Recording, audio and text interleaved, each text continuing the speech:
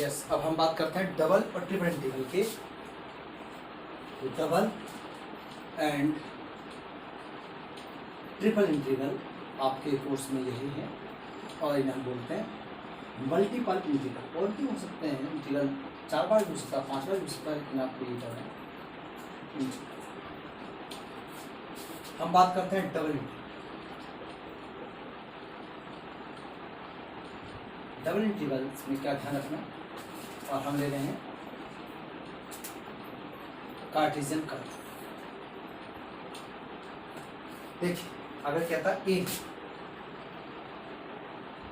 Area under the reservoir dx dy होगा, L into B सीधा होता है। सेकेंड आई कहता मास, मास इक्वल टू होता है volume into density, volume into density. लेकिन इसका फॉर्मूला केवल वॉल्यूम टू डेंसिटी नहीं, ये इसकी मैक्सिमम रेंज है। अगर डायमेंशन 3 है तो आप वॉल्यूम बोलते हैं, अगर डायमेंशन 2 है तो इसका सरफेस इंटीग्रल आ जाता है यहाँ पर, इंटू डेंसिटी वैसी रहती है तो हम बोलेंगे डेंसिटी इंटू ए, मीन्स डेंसिटी हम मान लेते हैं रो, ये फंक्शन हो सकती है dx इंटू dy। और सिंपल इंटीग्रल आई इस तरह से लिखा जा सकता है कि फंक्शन ऑफ एक्स वाई आपको लिखा मिले, x dy लिखा मिले अंडर रीजन। 3 फॉर्म आपकी किसी डबल इंटीग्रेशन में हो सकती हैं जो आप ये ध्यान रख के चलेंगे। जैसे अब मैं एक क्वेश्चन लेता हूँ, सिंपल एक क्वेश्चन दिया भाई, क्वेश्चन के अंदर आपको ध्यान रखना कि ऑर्डर dx dy और dy dx होगा कि नहीं होगा, कैसे पता चलता है। जैसे माना मैंने एक इंटीग्रल लिखा है, डबल इंटीग्रल करो 1 से लेके a तक, क्वेश्चन नंबर आपका ये 2 है, किसी बुक का हो सिर्फ फर्क नहीं पड़ता, 1b dx dy upon xy, ये इस ढंग से लिखा हुआ है। तो मैं आपसे पूछता हूँ ये लिमिट किसकी है, x की के y की। ऐसी कंडीशंस में जिसमें कि लिमिट दोनों कांस्टेंट होती हैं, आपको ऑर्डर का ध्यान रखना। पहले क्या लिखा dx, लिमिट x की है, फिर लिखा dy, लिमिट y की। आप इसे सीधा बदल दें, x equal to 1 to a, y equal to 1 to b, dy upon y, y इसके लिए x कांस्टेंट है, इसे मैं बाहर लिख लेता हूँ 1 अपॉन x dx। यहाँ आपने इसका इंटीग्रल करना है, x into 1 to a 1 upon x, फिर इसका इंटीग्रल किया तो इंटीग्रल क्या आएगा इसका, log y in the base e 1 से लेकर b तक dx से चल रहा है। आपने लिमिट रखी, जब लिमिट कांस्टेंट है तो ऑब्वियसली ये इसकी वैल्यू कांस्टेंट ही आनी है, b माइनस log 1b और upon x dx, log b मैं बाहर लिख सकता हूँ, इसे कांस्टेंट वैल्यू है, log 1 0 होता है। तो x equal to 1 to a dx upon x आया, इसका इंटीग्रल फिर सीधा आया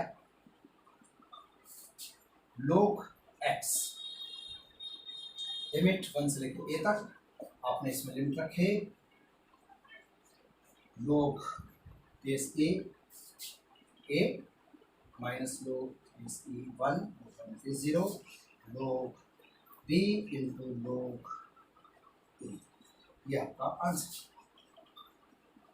मेन आपको ध्यान रखना है, 2 बार इंटीग्रल है, 2 बार इंटीग्रल करना है। जिस समय आप x शब्द में इंटीग्रल कर रहे हैं तो y कांस्टेंट है, जिस समय y के समय आप इंटीग्रल कर रहे हैं तो x कांस्टेंट है, बस इतना सा आपको ध्यान रखना है। अब आगे बढ़ते हैं हम,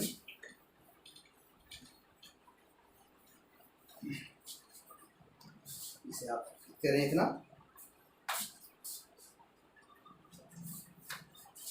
मैं क्वेश्चन लेता हूँ जिसमें आप लिमिट है, जैसा कि मैंने ये लिखा,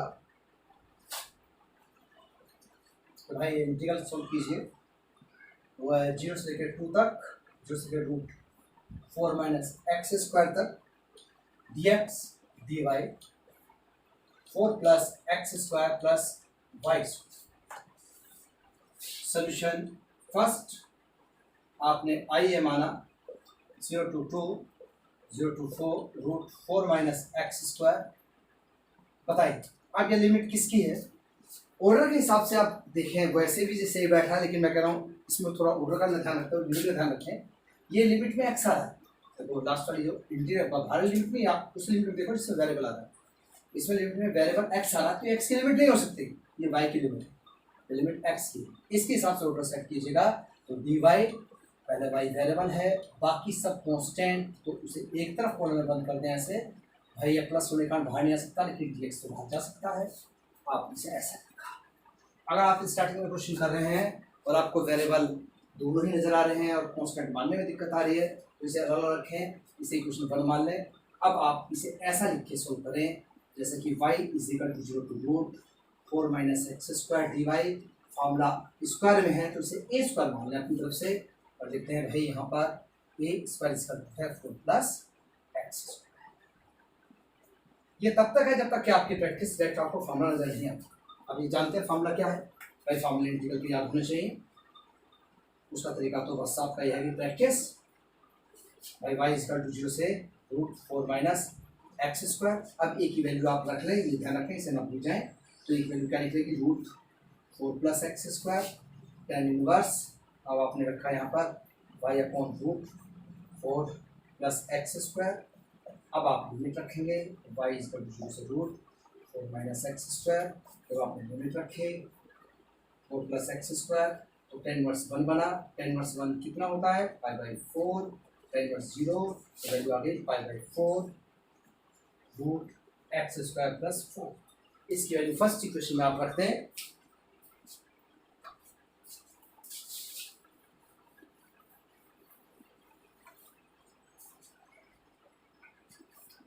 फ्रॉम फर्स्ट आई एक्स की लिमिट 0 से लेकर 2 तक, फर्स्ट में आपने इस वैल्यू को फिट किया तो π/4 रूट एक्स स्क्वायर प्लस 4। अभी सिंपल 12th क्लास का इंटीग्रल है आपका, जिसमें केवल x है, सिंगल इंटीग्रल है। अब आपको दिक्कत नहीं है कि कौन कांस्टेंट है, कांस्टेंट कांस्टेंट ही है, जैसे 4 है 2 है और x वेरिएबल ही है आपके लिए, आपको कोई दिक्कत नहीं होगी। तो इसका फॉर्मूला आप अप्लाई करते हैं आप 1/4 भाई। इसका फॉर्मूला क्या होता है आप जानते हैं, लोग AC x plus root x square plus 4। ये भी सकते हैं अपॉन में 4 भी होता है, लेकिन चाहो तो इतना ही फॉर्मूला आप लिख दें 2 5/4 लोग AC value 2 plus 4 plus 4 minus लो याद रख दो की वैल्यू 5/4 लोग AC ये 8 हो गया इंटू रूट 2 1 प्लस वैल्यू हो गई रूट 2 माइनस लोग 2। आप डिवाइड कर सकते हैं 5/4 लोग AC 2 plus 1 plus root 2/2 2 cancel 5/4 log of the BC 1 plus root 2 which is required solution। ये आपका आंसर 1 आप नोट कर सकते हैं। जब इंटीग्रल सिंपल है 2 बार इंटीग्रल करना है, कोई भी दिक्कत नहीं है, सिंपल आप क्वेश्चन है नोट आप कर सकते हैं।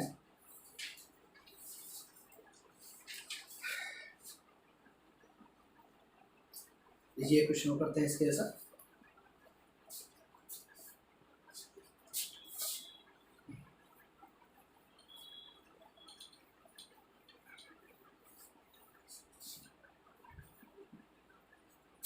स्टूडेंट आप क्वेश्चन नंबर 1 से लेकर के 14 तक आप जा सकते हैं, 15 तक आप कर सकते हैं। आज हम इतने काम देंगे आपको। एक क्वेश्चन मैं बता देता हूँ आपको। सोल्यूशन 4 भाई आपके सामने क्वेश्चन दिया हुआ है, ये डबल इंटीग्रल है 0 से 1 0x square e to the power y upon x और यहाँ लिखा है dx dy ऑर्डर का हिसाब। अब इसका हिसाब ना देखें, अब यहाँ से देखिए x की लिमिट है, dy की भाई x इसकी लिमिट में आ रहा है तो ये x की लिमिट नहीं हो सकती, y की लिमिट हुई, ये x हुआ। इसके हिसाब से सेट करेंगे, ये ध्यान रख के चलना। y is equal to 0 to x square e to power y upon x dy और dx पावर। इसके लिए x कांस्टेंट है, मैं इसे इंटीग्रल फर्स्ट डाल देता हूँ। अगर आपकी प्रैक्टिस नहीं हुई है तो y is equal to 0 to x square e to power, इसे a मान लें y dy a is equal to x। अब ये कांस्टेंट तो नजर आ रहा है ना, अब आप इसका इंटीग्रेट कर सकते हैं तो ये होगा तो 0 टू एक्स स्क्वायर a की वैल्यू इतना से रख लें। जब इंटीग्रल हो जाए तो आपको दिक्कत नहीं आएगी, 1 अपॉन x वैल्यू होगी x 0 टू एक्स स्क्वायर। आपने लिमिट रखी two power x square by x minus two power 0, तो इससे x कटा x two power x minus 1 value आ गई। अब आप फर्स्ट में इसके पुट कर सकते हैं।